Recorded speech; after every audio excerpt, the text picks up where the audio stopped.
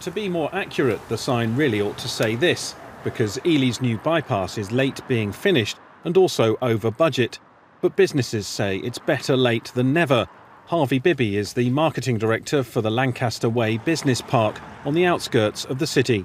I think business, in terms of them wanting to locate to the area, have, particularly if they're coming from the east, beyond Newmarket, have travelled here to meetings and have struggled with the road.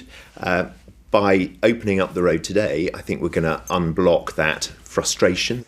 Neil Hamill is the commercial director of Cambridge Commodities, which imports ingredients for sports nutrition products and is based on the business park. A lot of ingredients that we import come in lorries from the port of Felixstowe, so there's going to be more deliveries on time in full. In terms of the benefits for our staff, at the minute we've got people travelling in from Bury St Edmunds, Suffolk, Newmarket, and their journeys both to the office and home are going to be quicker, which is fabulous for work-life balance. And in addition, we can start our recruitment searches a little further afield. It's only a 1.7 kilometre bypass, that's just over a mile, but this short stretch of road should help to solve a big problem in Ely, the notorious railway crossing that has become known as Britain's most bashed bridge. It has been the main route around the city, and lorries have to queue to get over the railway crossing. Lower vehicles can pass under the bridge, which has warning signs, although over the years many van drivers have misjudged it. There are now plans to operate a one-way system here with traffic lights. Today, local dignitaries had gathered for the official opening of the new bypass, which I now have great pleasure in declaring open!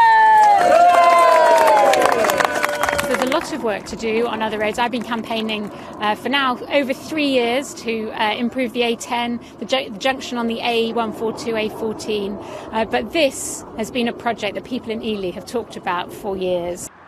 Work on the new road started in January last year and should have been finished in the summer.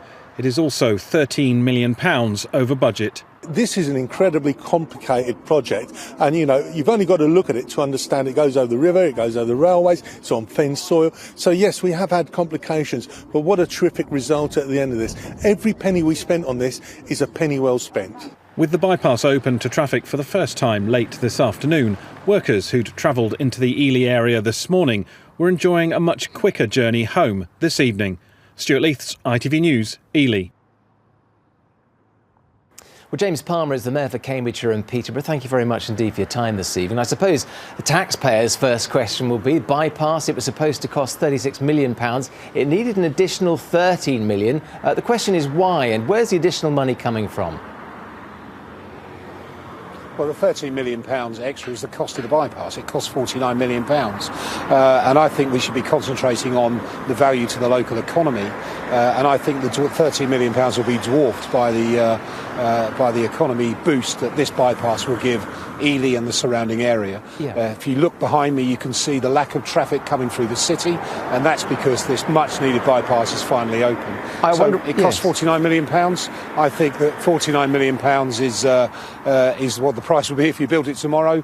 There was a slight underestimation of the cost, but I think that the cost to the economy of not building it would be significantly higher. The people of this area have waited. Yeah. I'd like to ask another question, if I may, Councillor Palmer. It's been great to hear your thoughts on that, but let me ask another question, if I may. You say it's a sort of, I think you described it as a sort of a fairly minor overspend there, £13 million. That's actually 36% of an overspend. That's hardly minor. I don't think I've described it as a minor overspend. I've described the cost of the build at £49 million, and what I've said to you is absolutely true.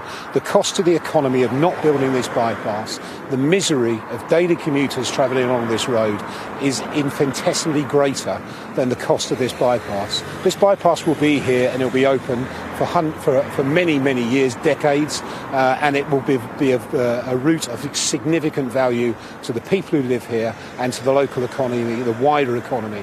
Let's not forget the lorries that use this bypass are going into the fens to pick up the food to feed the people of the UK. Yeah. This bypass will make a massive difference to those companies. Yeah, I don't think anyone will deny the benefits that this road will have. But again, I just go back, and sorry to sort of push you on this, but last night we were on the A14. It was on target, it was on budget, funded by Highways England. Should one body, do you think, oversee projects like this if local authorities like yourself aren't equipped to manage them? Well, first of all, let's say that the Combined Authority hasn't delivered this. I was not in charge of this, but I just want to reiterate the point that this bypass has been much needed for many, many years. If it had been built 25 years ago, it would have been less than half the cost, and that's probably when it should have been done. So let's concentrate on the benefit for the economy of building it, and let's concentrate on the boost to the local people from having this road completed. It's been long waited for. It's a great piece of work. It will significantly improve people's lives. That's why we deliver things from council perspective. That's what my job is, and we move from here and we move to Kingsdyke, which will be the next project that we carry out. Yes, and I wonder if that is the case, then what guarantees do you give that that will be on target, on time, and also on budget?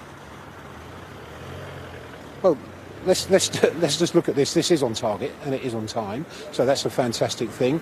The County Council have come to the Combined Authority. They've got some spending issues with the Kingsdyke crossing. Kingsdyke in Whittlesea, like this piece of infrastructure, has been waited for many, many, many years, and it's about improving the lives of the people in the local area. Investment into infrastructure is never bad investment. Everybody knows that. The people in this area wanted this done, and they've wanted it done for 25, 30 years. It's exactly the same in Whittlesea. We'll go up to Whittlesea, we will deliver Kingsdyke next.